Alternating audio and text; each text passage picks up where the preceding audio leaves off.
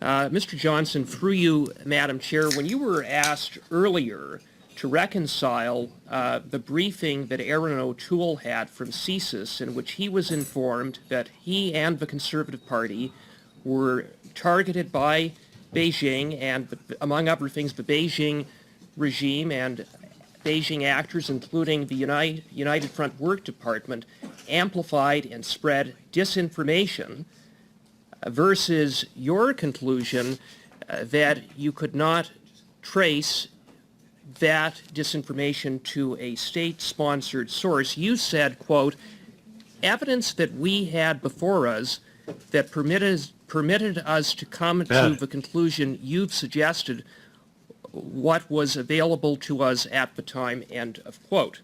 So are you saying that you didn't have all of the material evidence and intelligence when you drafted your report?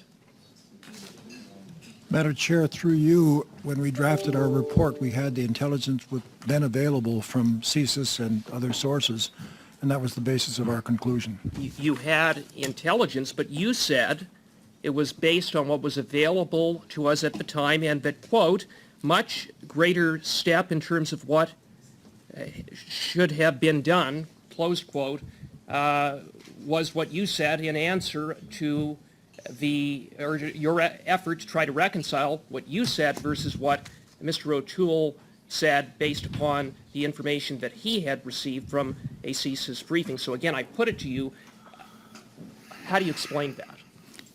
Madam Chair, we reported on what was available to us. What transpired in the discussion between the director of CSIS and Mr. O'Toole, I don't know, but the issue of who selected the CSIS information that you relied upon in your report?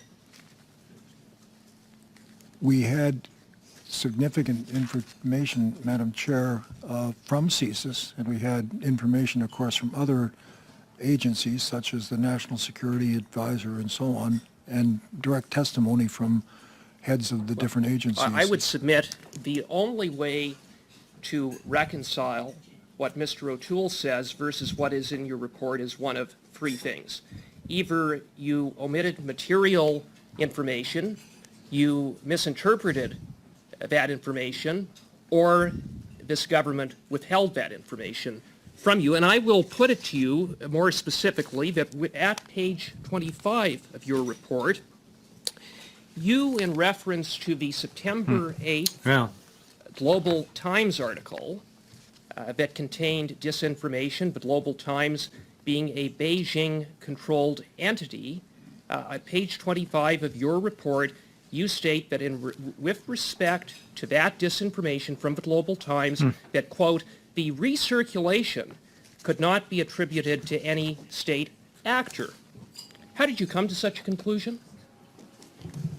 Madam Chair, we came to the conclusion set out there on the information that was available to us at that time. Well, okay, thank you for that, because the information that was available to you at that time surely would have included a rapid response mechanism report dated October 18th, 2021, that stated, quote, Chinese Communist Party media accounts on Douyin, the Chinese version of TikTok, have published videos that repeat a Global Times headline published on September 8th that suggests the CPC's platform would lead to China to break off relations with Canada. A Communist Party media account, including one Douyin account that had 26 million followers. You had that information. So in the face of that, why did you say that the Beijing regime that there was no evidence that the Beijing regime was involved in the recirculation of that disinformation? Madam Chair, through you, the answer to the question is our conclusion was that we could not find direct attribution to any state actor. There was no question that there were activities, but tracing it to the state actor directly was not a conclusion we could come to. Rapid response mechanism attributed to a state actor, a Communist Party media account. So what part of state actor doesn't equal a Communist Party media account? Madam Chair, if I understand the reference, I'm looking at our report would speak about WeChat of an article from the Hill Times. Is that the No, reference it's the Rapid Response Mechanism Report of October 18th, 2021, one of the very few documents that have been produced to this committee. Surely you had seen it. Madam Chair, with respect to that, the information that we had did not permit us to conclude that there was a state-sponsored source. There may be other information that would make that clear, but that was not clear. What did he The say? Communist Party media accounts with one account having was that? 26 million followers, but you made the unequivocal statement that there was nothing to indicate recirculation and amplification by the Beijing regime.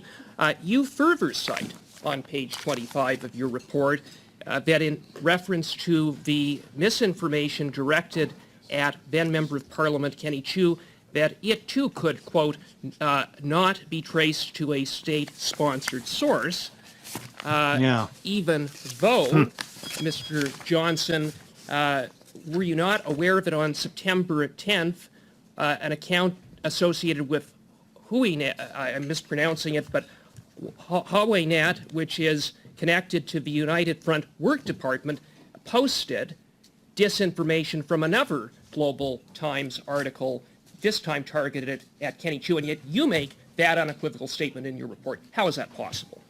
Madam Chair, through you, let me refer specifically to what we said on that matter on page 25. Chinese Canadian MPs, including Mr. Chiu, were and remain of particular interest to the PRC. There was online misinformation about Mr. Chiu's proposed foreign agent legislation, which he corrected in the media during the campaign. But the misinformation could not be traced to a state-sponsored source. The government does not regulate consumption of social media during elections or otherwise. However, it has engaged with social media platforms to deal with misinformation and the threat that it poses to election security. This does not include WeChat, which is based in the PRC. I hope you're enjoying this channel as much as I enjoy putting the material on here. This is not just about politics. I sing some of my favorite songs from the Great American Songbook. And you can also watch my latest show where we do some of the news you're not going to hear anywhere else. But please like, subscribe, and hit the bell for notifications. If you want to be part of this station, please be a subscriber. We want you.